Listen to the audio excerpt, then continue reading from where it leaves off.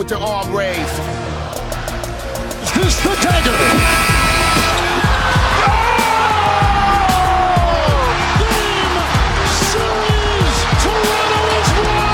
Just wanted to put it up in the air and got the shooter's bounce.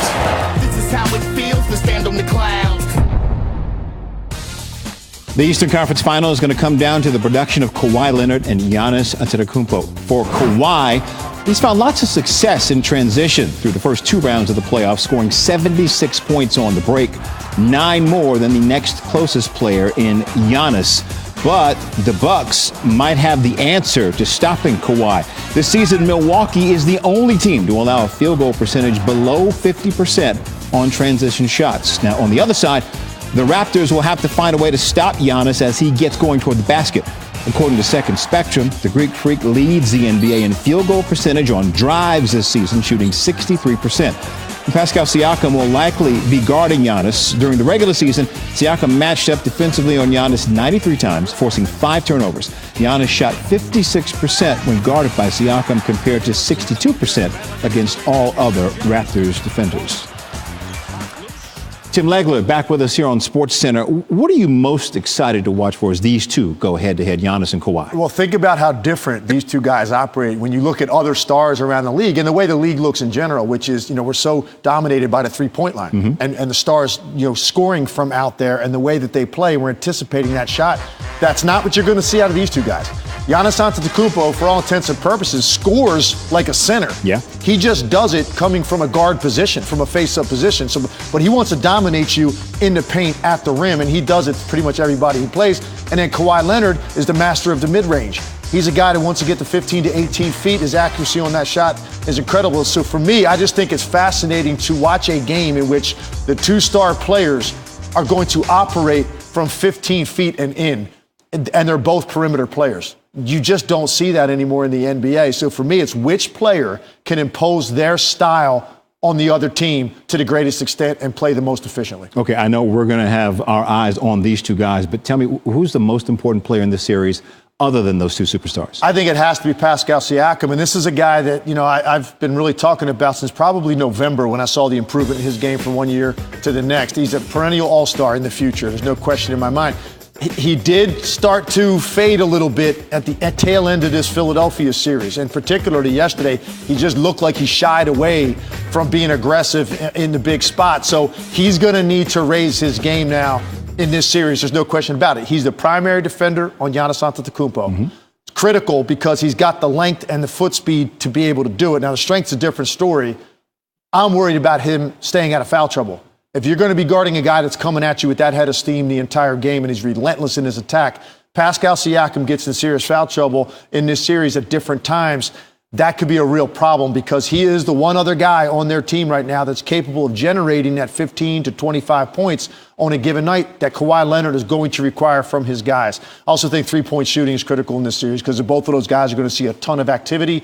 There's open shots to be had. I trust the Bucks three-point shooters a little bit more than the Raptors. All right, I need you to tell me who wins and how many games. I like the Bucks. They've been the best team, most consistent team in the Eastern Conference at both ends of the floor all year. 60-win team, the only one in the league. I think they win this series in 6 games. Tim Legler, thank you, sir. Thanks. It looks like a great day to go fly. Ignition sequence start. 5, 4, 3, 2, 1. We have a liftoff.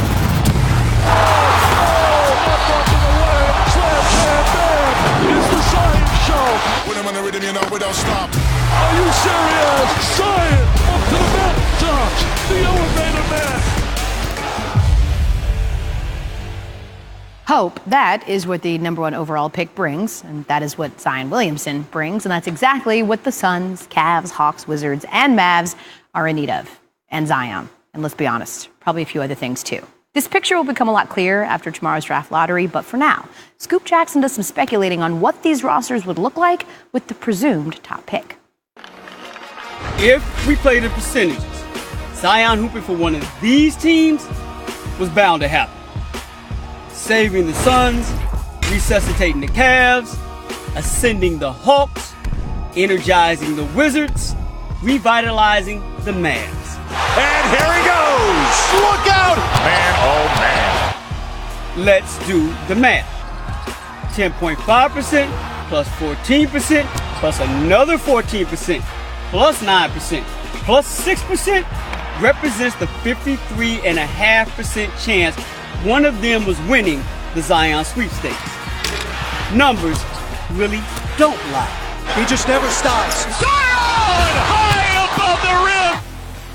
Even if the basketball gods had other teams in mind, the law of lottery averages sometimes is greater than the gravitational pull of hype and hope that he lands in one of the big four cities. James inside. Oh, Williamson lays one up and he hammered it down. Just imagine Zion, Devin, and Ayton. Zion and Colin Sexton. Zion, Wall, and Beal. Zion and Luka and Porzingis. Zion and Trey. Pick one. Feels kind of right, don't it? So basically, Jay, Tuesday belongs to the NBA. Look what happens, okay? We got countdown at 7 p.m. Eastern. Then we've got the jump from Chicago. Then we've got the 2019 NBA Draft Lottery, where we'll probably find out where Zion's going to go, right? And then we have game one of the Trailblazers and Warriors at 9 Eastern. You can see it all on ESPN and also streaming on the ESPN app. And no Game of Thrones. It's perfect. Right. Coming up straight ahead, the Warriors' game plan to stop Dame Lillard. And Legs tells us how the Blazers can capitalize on KD's absence. Plus, John Beilein will be the next head coach of the Cleveland Cavaliers. Seth Greenberg with insight into that decision and what's next for Michigan.